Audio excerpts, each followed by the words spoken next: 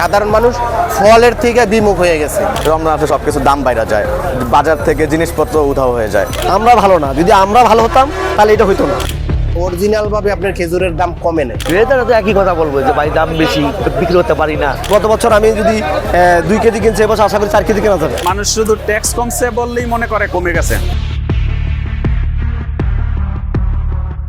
গতবারের থেকে সব রকমের খেজুরের দাম একটু বেশি মনে হচ্ছে। যেই খেজুরগুলা গতবার 800-700 এরকম টাকা দিয়ে কিনেছি, ওটার দাম এখন 1000 টাকা 1200 টাকা এরকম দাম চাচ্ছে। আজওয়া, তারপর মেডজুল, সবগুলো খেজুরের দাম একটু বেশি বেশি মনে হচ্ছে। সরকার নাকি ট্যাক্স বাদ দিচ্ছে খেজুর থেকে, দাম ভাবছিলাম একটু কম হবে, তো ওরকম বাজারে দেখছি না, এটা একটু বেশি মনে হচ্ছে দাম। রমজান আসলে সব কিছুর দাম বাইরে যায়, বাজার থেকে জিনিসপত্র উধাও হয়ে যায়।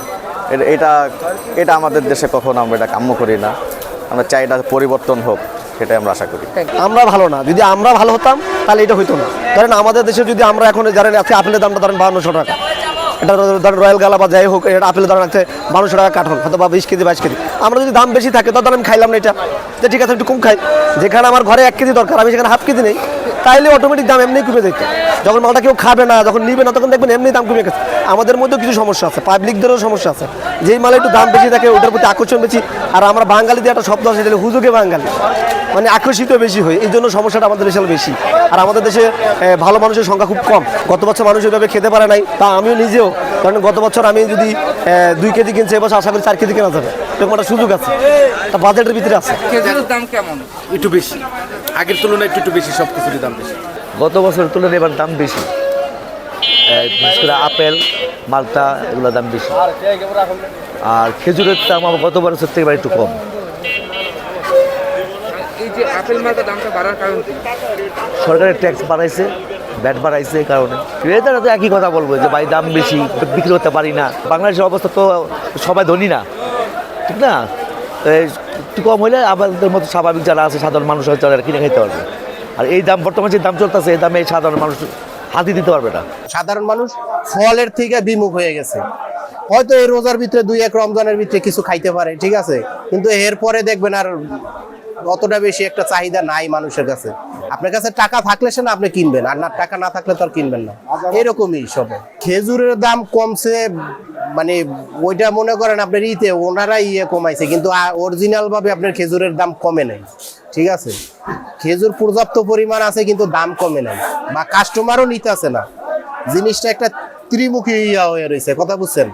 কাস্টমার নিতে আসে না, যে কিন্তু গড়ালাই মনে করতে আছে যে বিক্রি হইব, উনি আইনা রাখছে, উনিও বিক্রি করতে পারতেছে না, কিন্তু আবার যে ইনপুট করে আনাছে উনিও দাম কমাইতেছে না।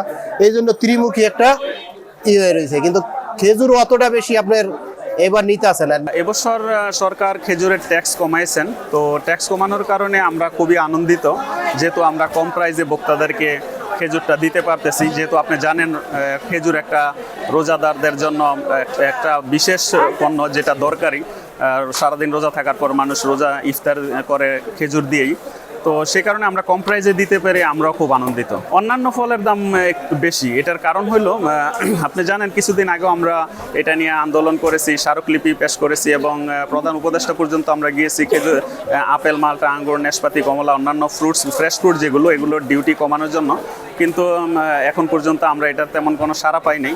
কিছুদিন আগে আমাদেরকে আশ্বস্ত করেছিলেন যে ওনারা প্রায় 15% ভ্যাট কমাবেন, কিন্তু এখন পর্যন্ত সেটা কার্যকর হয় নাই। মানুষ শুধু ট্যাক্স কমছে বললেই মনে করে কমে গেছে।